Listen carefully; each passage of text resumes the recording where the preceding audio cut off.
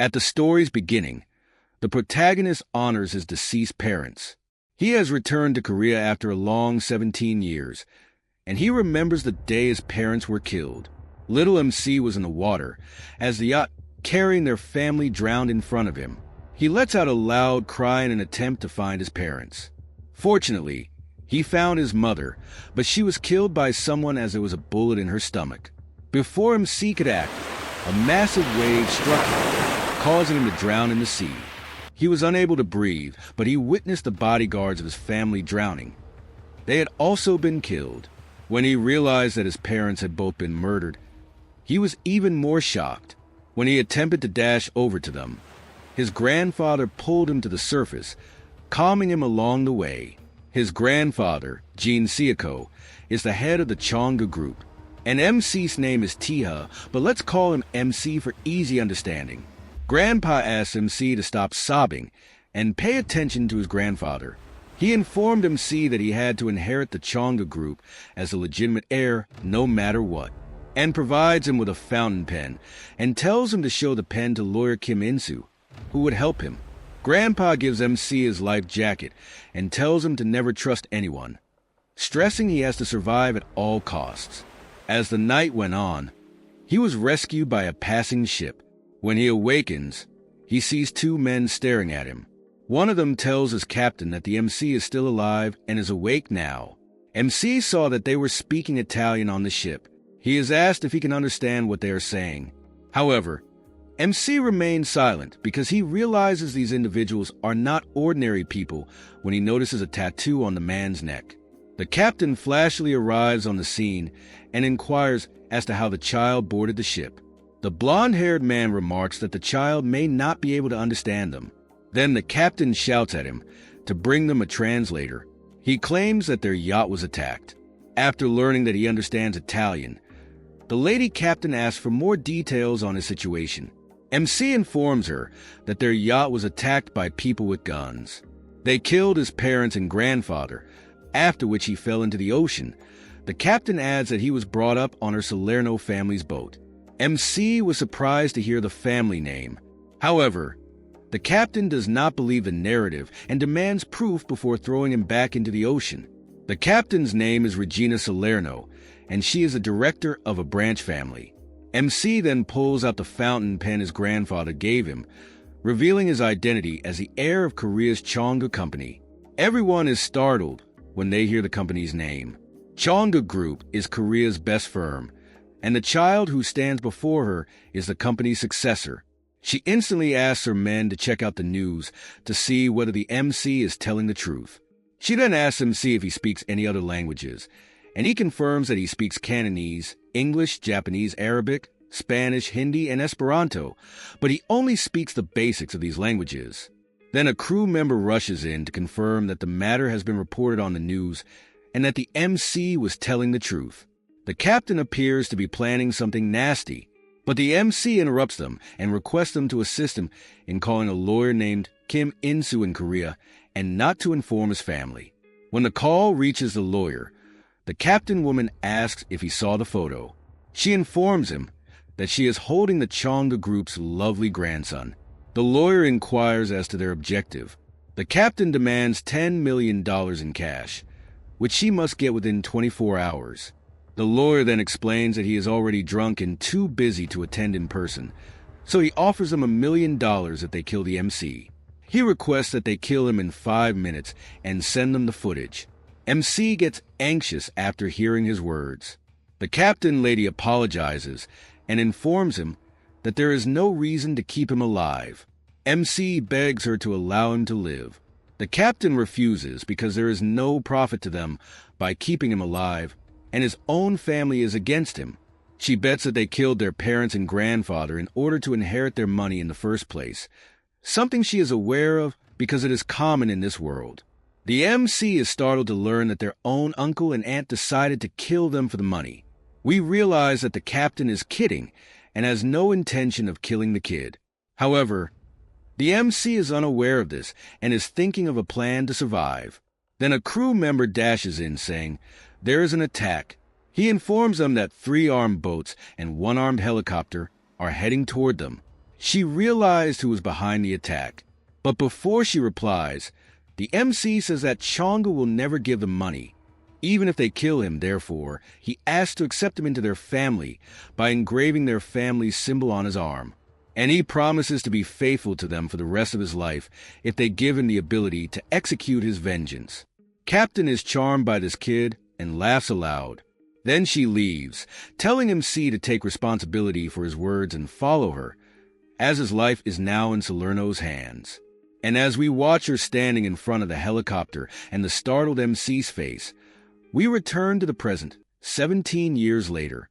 MC requests that his mother and father look after him because he will begin to exact revenge from this point forward.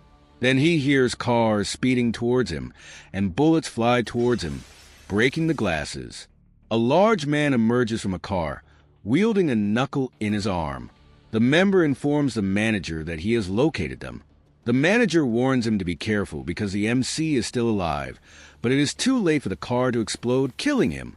He gets annoyed by the petty tricks, but MC slices off 3 members' heads, kills the other 3 guards, and leaves a scratch on the manager before the manager can analyze the situation. The manager is furious by such a cowardly ambush and rushes towards the MC, who argues that he should not be the one saying those words and chopped him into 2 pieces. Then he approaches a car, lifts up a bag from the rear seat, and opens the trunk. Our MC appears to have already found Kim, the lawyer, who begs him to spare him because he was only following orders. However, MC does not kill him and instead pours the exact $1 million that he promised for MC's life, and lights up a liter and throws it at Kim. MC burns him alive before apologizing to his mom and grandfather for being late and lighting up his cigar in the most badass way possible. As he departs, he promises to reclaim everything that belongs to him. Then he enters a building and kills the guards with only his blades before approaching the boss.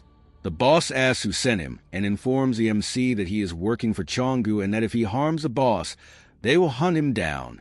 MC informs him that he is aware that they work for the Chongu organizations and that their mission is to offer hidden protection for Chongu's top directors and executives while suppressing journalists and internal whistleblowers who oppose the Chongu group. As he unlocks the door, he finds 3 individuals being abused by Chongu for opposing them.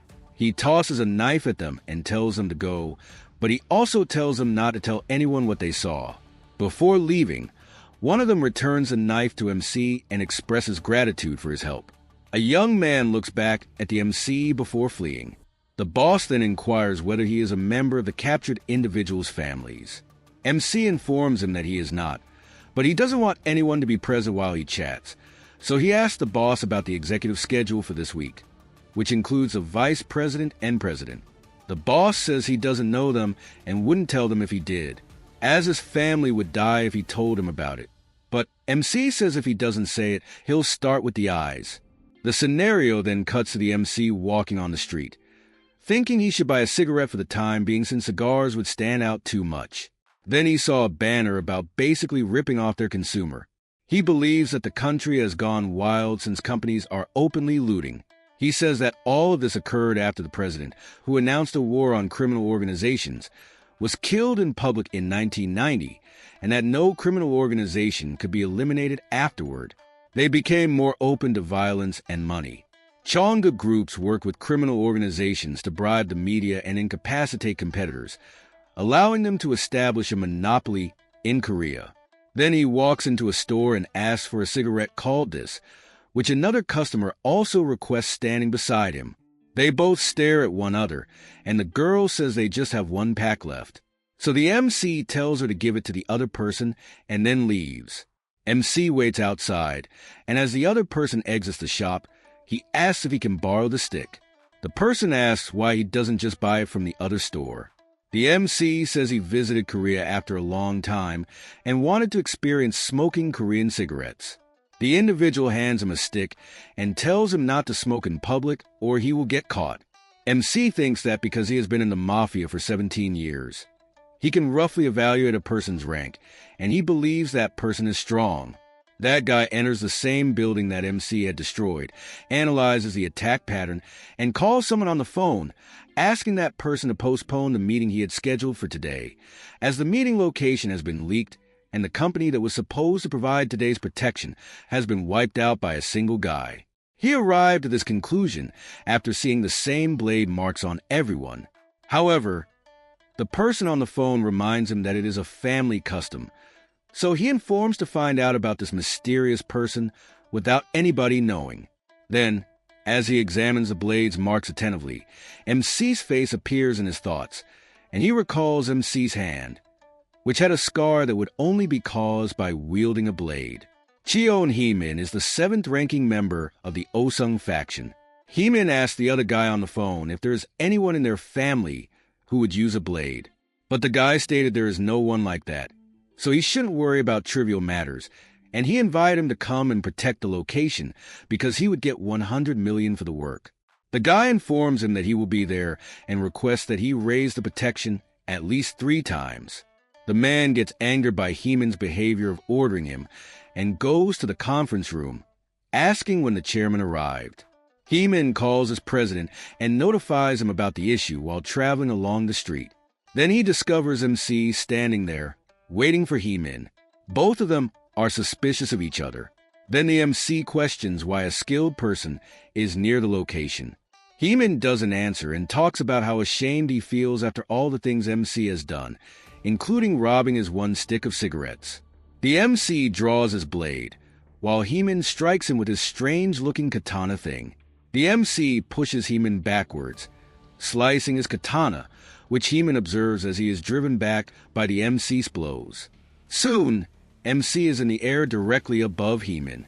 He feels Chonggu is extremely unfortunate for creating such a monster to be their enemy. MC injures Heemin but does not kill him. When questioned why, MC says he rules about who he kills, and because he is not from Chonggu, he will let him go. However, if he assists Chonggu again, there will be no second time, as he borrowed only 1 cigarette from him. Heemin tells him that he may regret leaving him alive, while he also believes that 1 cigarette for his life is way too cheap. The MC is now on his way to the meeting's secret location, but he has a cut on his stomach that, while not deep, is causing him some difficulty. While driving the car, he recalls his memories of the yacht. His father protects him by becoming a human shield. While his mom covers his eye and tells him not to look, MC doesn't listen and wants to help his dad. His father, Jin Suyok, orders MC's mother to take MC and leave, while outside she tells MC to find a life jacket and jump into the sea, and he must survive for her. A man in the arm, taking in Korean, instructs to kill them all. MC felt like he had heard that voice somewhere, but couldn't figure out who it was, as his mother told him to hurry up and get off the boat. And we know the rest of the story. The scene shifts to the Gangbok's secret annex, where the meeting was held. The eldest daughter, Jin Joo-hee, inquires as to the whereabouts of the man who murdered executive director Kim In-soo, while the second son remarks that it must have been a crime of passion because he had 2 families hidden away. The 4th son claims that because Kim In-soo has died, they must distribute his shares as soon as possible. The chairman tells everybody to be quiet. He is the eldest son and also the chairman of Chonggu Group's, Jin Guho, and he asks Jin Chong for the report. Jin Chong is the eldest son of Jin Guho, aka the chairman's son. Jin Chong stated that because there were no witnesses, he was unable to gather information this time. But he took care of interacting with the police so that the story did not spread. The chairman slams the drinks in his palm at his son Jin Chong and inquires about the Osong faction. Despite the embarrassment, Chong smiles and says he knows nothing about them, but they sent their 7th-ranked team in. The chairman beats him again with a wine bottle and informs him that he was unable to determine who killed Kim In-soo after 24 hours had passed since the incident, and that he had even contacted the Osong faction about the problem. The chairman claims that Chong is an incompetent individual who would not have been able to enter this home. If the former chairman and Sukyak had not died 17 years ago, Chong does not respond, but simply smiles and says he will catch the killer within 12 hours. Then both Joo-hee wonders why the chairman treats his son in that manner. The second son responds that it is for some scary reason, not dislike for him. Chong wipes wine off his face and asks his assistant about the boys, who confirm that they are ready. Chong is prepared for the arrival of the MC and appears to know a lot about the MC's identity. While the furious MC travels towards a mansion, the guards monitoring the CCTV report the intruder to the other guards. They raise the ballers to prevent the MC from infiltrating, but he presses the gas pedal hard, speeding up the cars.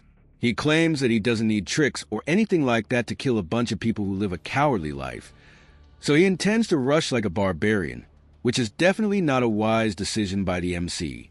But he drives the car into the bollard, jumps from the front window like a ninja, and kills all 3 guards in an instant.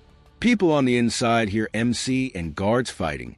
The 4th son asks Chong to investigate the commotion outside.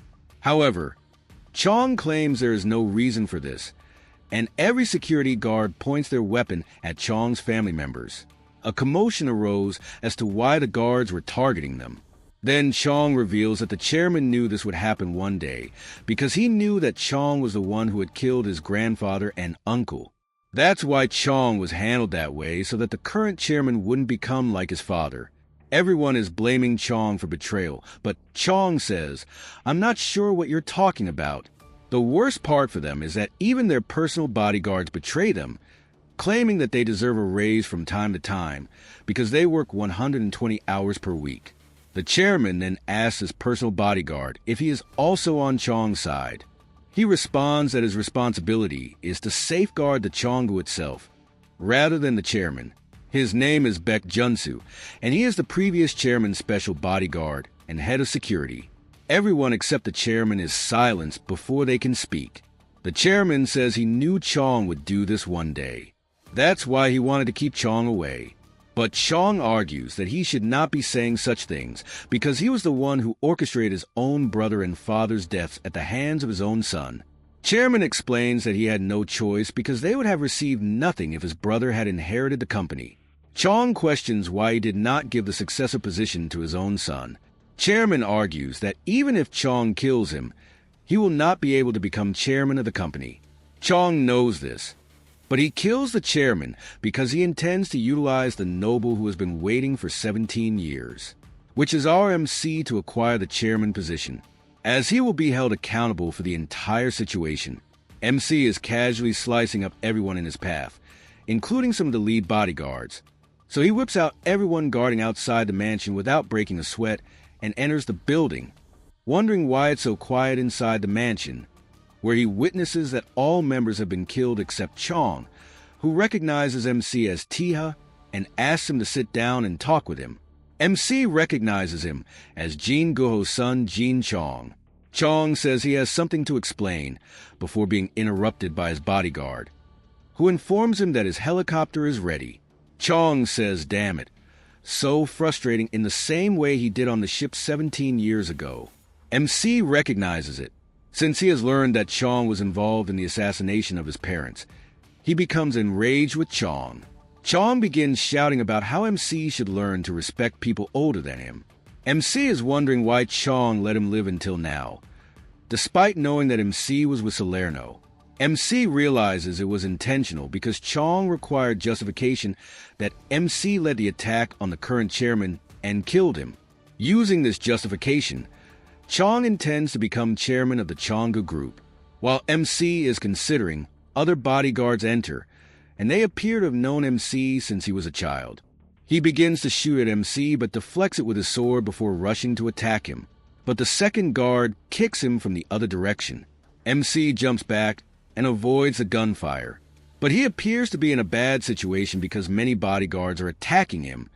But it is also because he has not been able to perform his full potential due to a cut that is hindering his movements.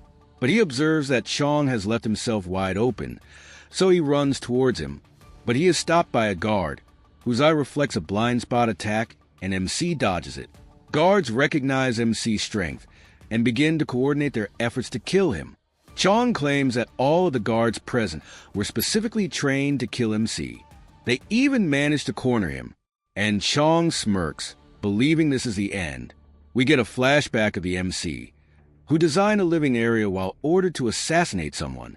Captain Lady is unhappy with it and says they simply need to eliminate a traitor as quietly as possible and asks the MC not to overdo it again. However, MC says that if traitors are slain quietly, it will not serve as an example for others. So he wants reports of horrible betrayers dead to spread like a plague, so that no one will ever try to betray them. We return to the present as he kills one of the men that surrounded him, then rushes in and takes out the eye of another guard. Everyone realizes they miscalculated MC's abilities. Then the chief of security, Baek Junsu, appears and asks Chong to leave since he will take care of the MC. MC discovers Chong is leaving and rushes towards him, demanding him to stop running, but is stopped by Baek, who greets him as a young master. But MC just lunges at him, yelling at him to get out of the way.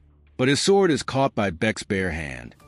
And Baek informs him that he has grown up to be highly capable and acknowledges him before striking him so hard that every rib of the MC is broken, and he kicks him again, stating this is the end for him. MC gets thrown back. He then asks Hwang Junyu to quit acting and stand up, who is the final member of the guard who was not killed by the MC. Baek asks him to bring all his fellow guards outside, because the mansion would blow up in minutes. Everyone leaves while the MC lies there. Baek appears and announces that he is finished, so he asks them to go quickly, but Chong wants to see the mansion explode. So he requests that the door be left open. As the helicopter takes off, Chong says he has always despised this mansion, and refers to MC as a poor kid after he had lived 17 years only to be killed by him. He detonates the bomb and explodes the mansion. The sound of the helicopter awakens the MC. Chong is thrilled, believing he is victorious after killing the MC, and turns back.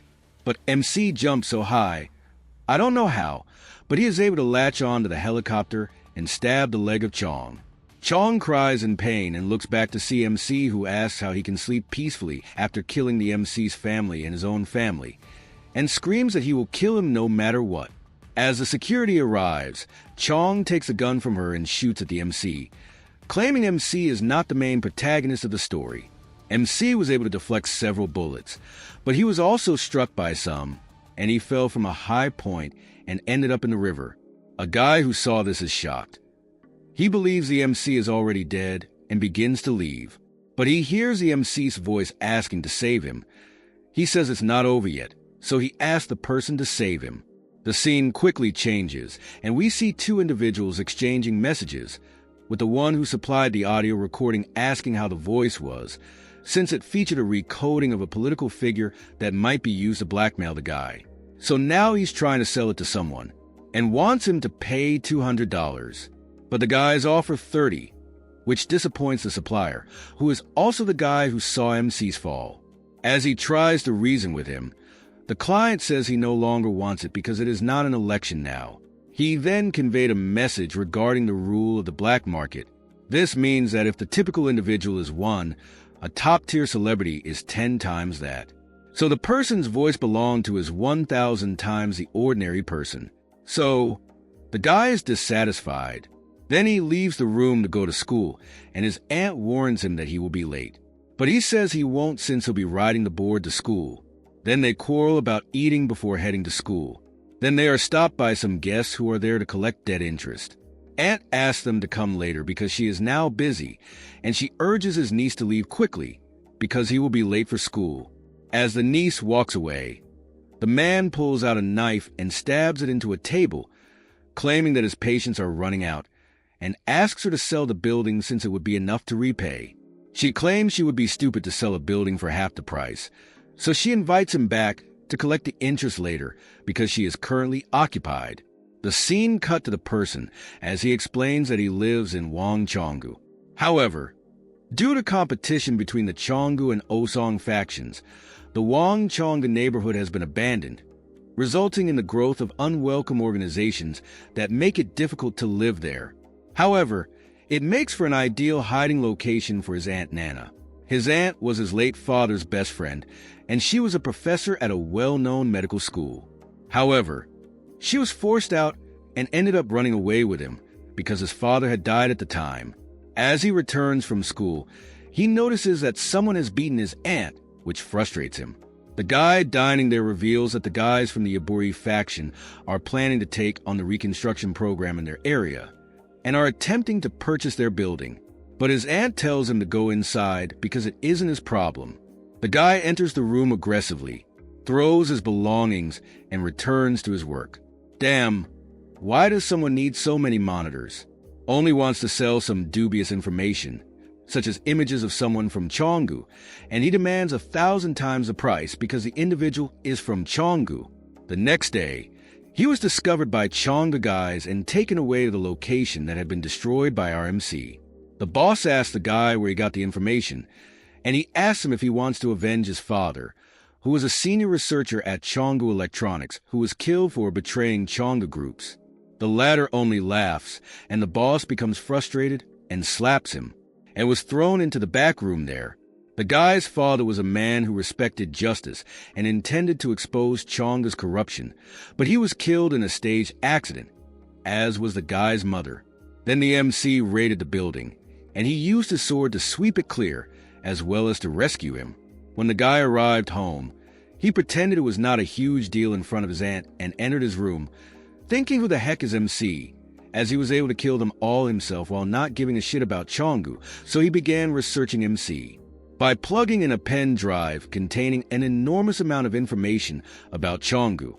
There, he remembered someone stating the number 1 emergency case was issued, so he searched the Cheonggu security guidance line, where he learned about the company's emergency meeting, which would take place at Bukak's safe home, which is owned by Cheonggu.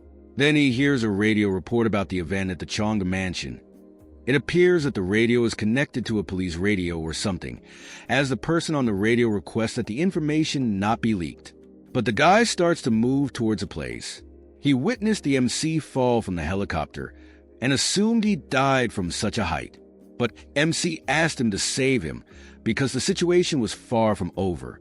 The guy hurriedly carried him to his house, where he asked his aunt to save the MC because she had some medical skills. And now we're back in the present, where MC questions the guy who saved him about his identity. He introduces himself as Gray and tells the MC that he has always desired to meet someone like him. MC asks whether he is an information dealer. Gray responds that he is a wholesaler of information dealer, and that his customers include information merchants, brokers, and Uedo's financial sector. He nearly died when he was captured by the Cheonggu groups, but was luckily saved by MC that day. Gray informed MC that he had been out for 4 days. MC believes he has been sleeping for too many days and asks Gray to find a person for him.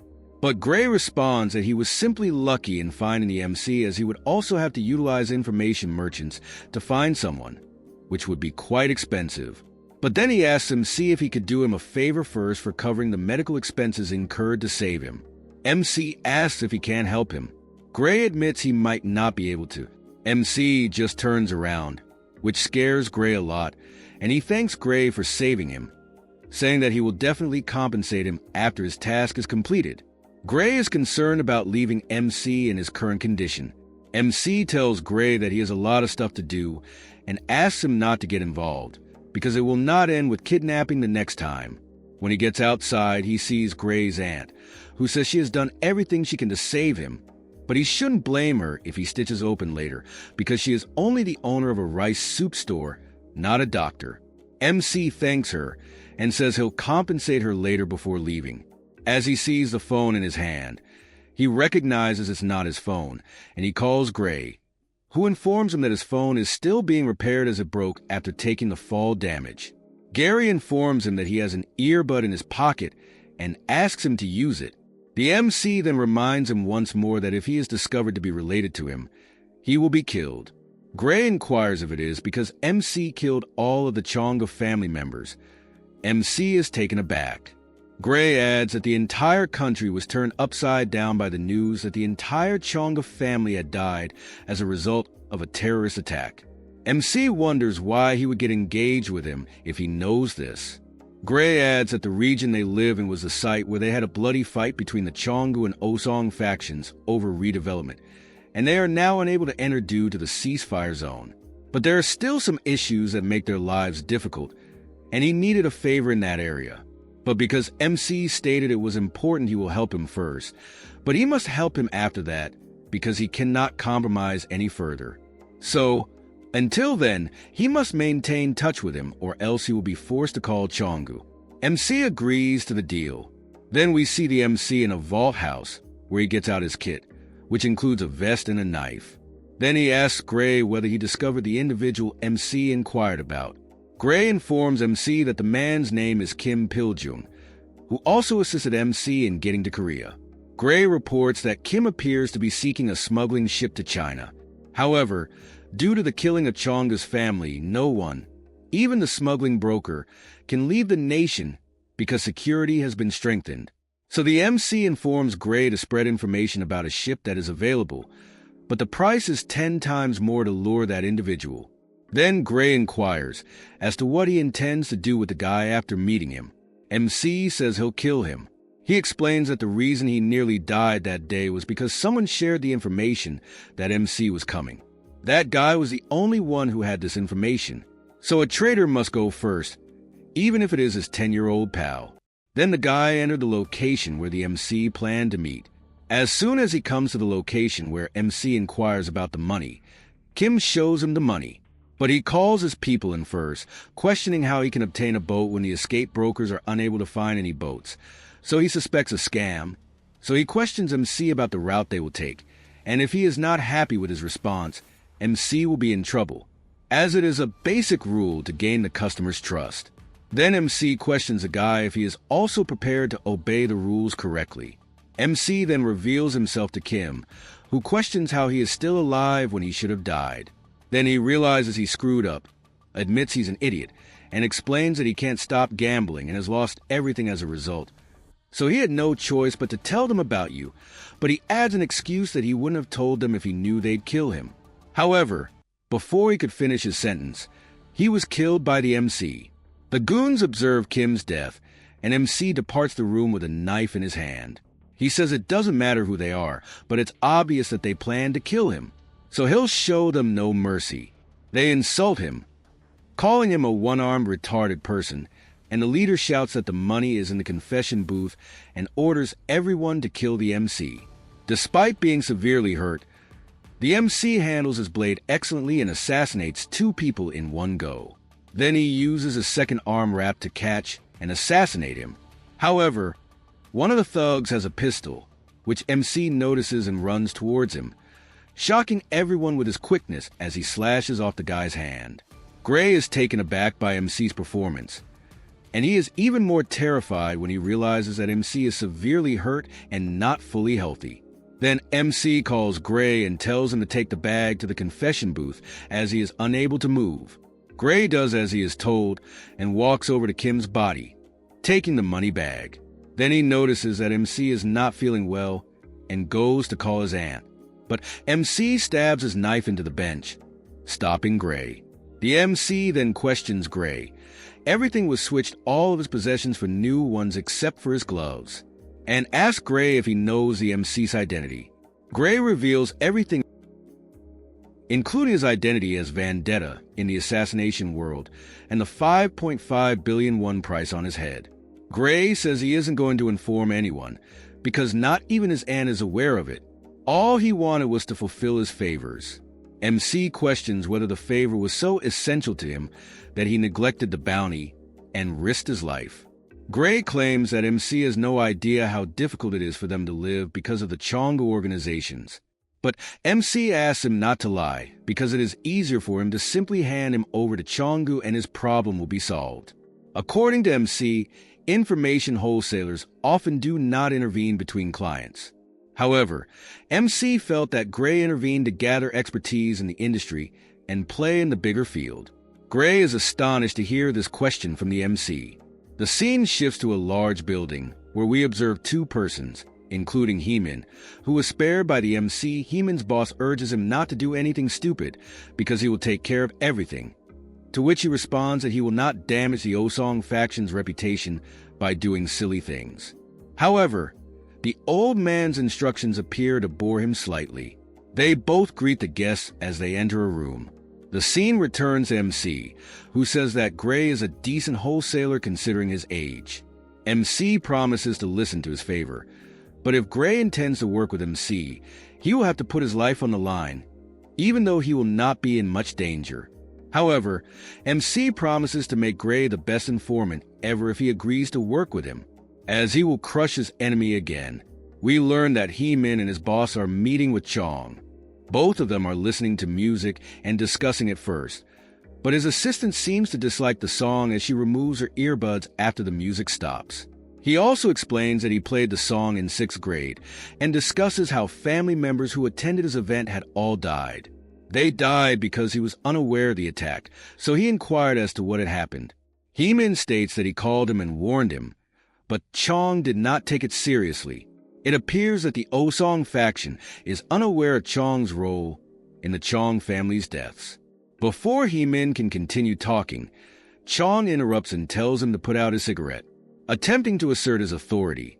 He informs him that they cannot cancel the emergency guideline number 1 meeting, since it is a family tradition created by the Chonga family.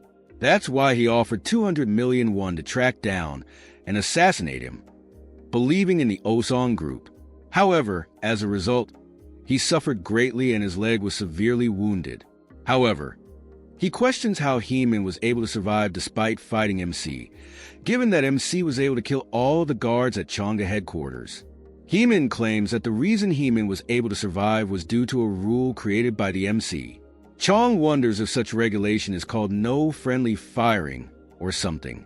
But He-Man advises Chong to stop barking, since he would never do anything that would harm his organization or his parents' reputation. Chong states he is envious because He-Man has parents to look after him. The Osong boss intervenes and asks who took care of him, to which Chong responds that Baek Junsa dealt with him. But the boss asks Baek whether that's true, and he confirms it. He appears to be dissatisfied with this response, but he disregards it and asks what Chonga requires from them.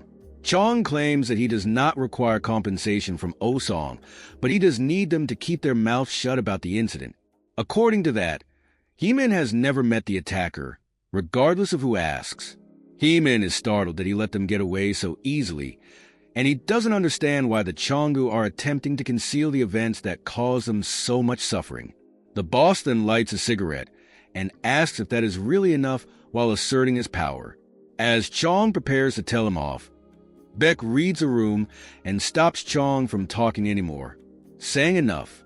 The boss says he can't digest his thoughts since there is so much to process, and then he asks if Baek wants to smoke. Baek declines, saying he has stopped smoking. Chong then slams a bench in frustration after being ignored, asks them why they are acting like that despite the fact that he will be the future chairman of the Chongu, and if they are prepared to deal with the consequences.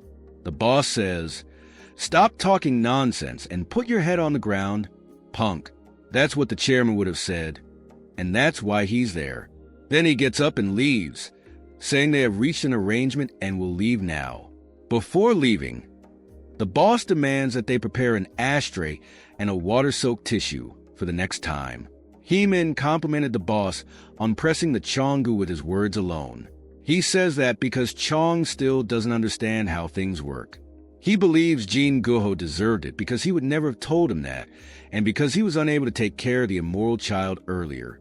It appears that the boss was able to determine that Chong was behind the event at the mansion, allowing him to become Chonga's chairman. Damn, this guy is dangerous, since he figured out everything with just one meeting with that moron Chong. Then he orders He-Man to find the villa's attacker first before Chonga does.